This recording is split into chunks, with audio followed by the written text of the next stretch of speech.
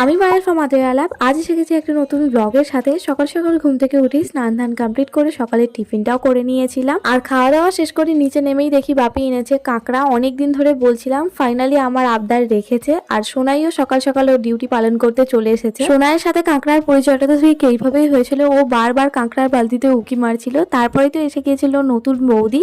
9 দিনে ধুলোপাল লগন সামথিং এরম কোনো রিচুয়ালস আছে, তো সেই কারণে বৌদি আমাদের বাড়িতে এসেছিল। আর শানু বৌদিকে আলতা পরিয়ে নমস্কারও করে নিয়েছে। এরপর মিষ্টি এক্সচেঞ্জ, মিষ্টি খাওয়ানো এরকম কোনো রিচুয়াল ছিল, বাট তখন আমি ছিলাম না, কাজে বেরিয়ে গিয়েছিলাম। এরই মধ্যে আমি তো চলে এসেছিলাম কাজের জায়গায়। তারপরেই আমার একটা পার্সেল অর্ডার দিয়েছিল, সেটাই এসে গিয়েছিল। আমি ওখান থেকেই রিসিভ করে নিয়েছিলাম পার্সেলটা। দেন 3:30 নাগাদ ফিরেছিলাম বাড়ির দিকে। তবে বাড়িতে এসে ভাত খাওয়ার কোনো ভিডিও ক্লিপস নিতে পারিনি, বলতে পারো ভুলে গেছি এই চিপসটার লোভে। কতক্ষণে খাবো সেই অপেক্ষায় ছিলাম। ফাইনালি ভাত খাওয়া শেষ করে খেয়েছি।